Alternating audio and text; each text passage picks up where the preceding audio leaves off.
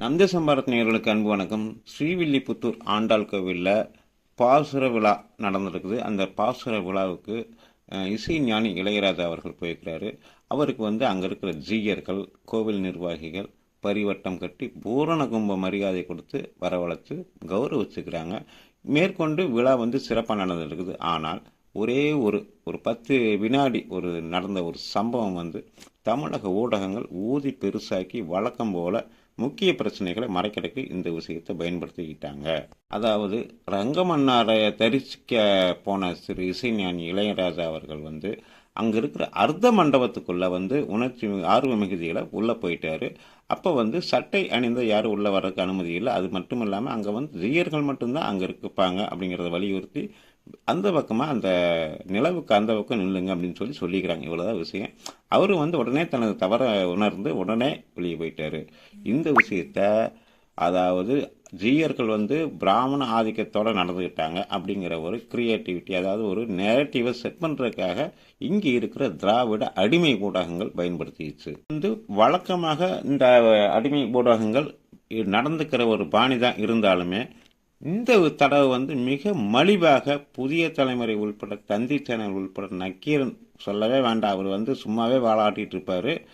அதே போல் இந்த தடவை பயங்கரமாக இதை தங்களுக்கு ஆதரவாக பிராமண துவேஷத்தை கக்கிற மாதிரியும் பொதுமக்கள் மத்தியில் பரப்புற மாதிரியும் விதைக்கிற மாதிரியும் தங்களுக்கு ஆதரவாக பயன்படுத்திட்டாங்க. உதாரணத்துக்கு ஒரே ஒரு யூடியூப் சேனல் புதிய தலைமுறை வச்சிருக்கிற ஒரு டைட்டிலை பாருங்க. நீங்க பார்த்துட்டு அதுக்குண்டான கருத்தை கமெண்ட்ல சொல்லுங்க. கருவறைக்கு வெளியே நில்லுங்கள், முகம் மாறி நின்ற இளையராஜா, கால் வைத்ததும் காத்திருந்த அதிர்ச்சி. இப்படியெல்லாம் பார்த்த உடனே அதை கிளிக் பண்ணி பார்க்குற மாதிரி ஒரு மிகப்பெரிய சம்பவம் நடந்துருச்சுன்னு சொல்லி ஒரு தோற்றத்தை ஏற்படுத்துறதுல பங்கு வகிச்சது புதிய தலைமுறை போன்ற முன்னணி ஊடகங்கள்.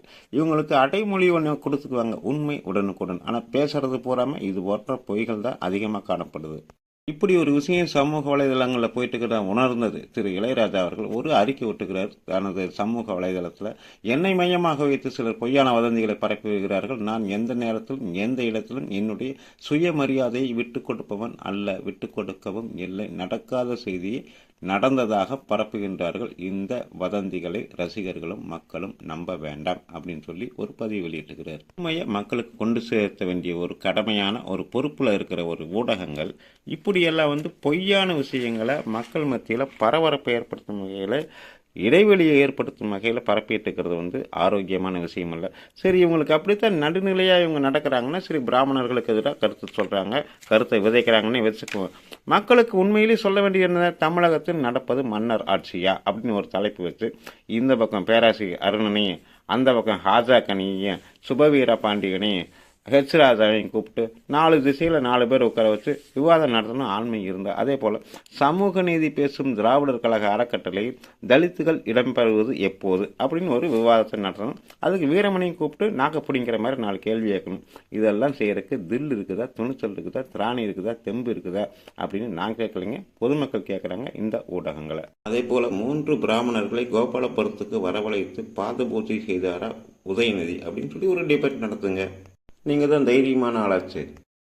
வழிபாட்டு தலங்கள் வெளிப்படையாகவே சொல்கிறேன், மசூதிகளுக்குள் பெண்கள் நுழைவது எப்போது, திராவிடர் கழகம் போராட்டம் நடத்த துணிச்சல் உண்டா அப்படின்னு சொல்லி ஒரு விவாதத்தை நடத்துங்க.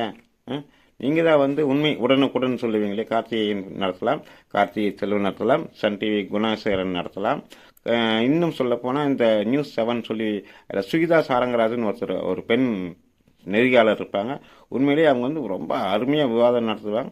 அவங்கள தங்களுடைய திறமைகளை இது போன்ற ஆரோக்கியமான விஷயங்களில் நிலைநாட்டணும்னு சொல்லி நம்ம எதிர்பார்க்குறோம். விட்டு போட்டு இவங்க என்னடான்னா இயக்குனர் அமீர், கலையரசி நடராஜன் இதை போல் இந்துக்களுக்கு எதிரான கருத்துக்களை சொல்லுவாங்க. யாரு சொல்லி செலக்ட் பண்ணி உண்மையிலே உள்நோக்கத்தோட இவங்க செய்திகளை வெளியிடுறது ஊடக தர்மத்துக்கு ஆரோக்கியமானதில்லை.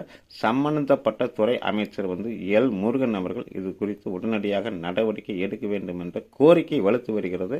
உங்களது கருத்துக்களை கமெண்டில் சொல்லுங்கள். நன்றி, வணக்கம்.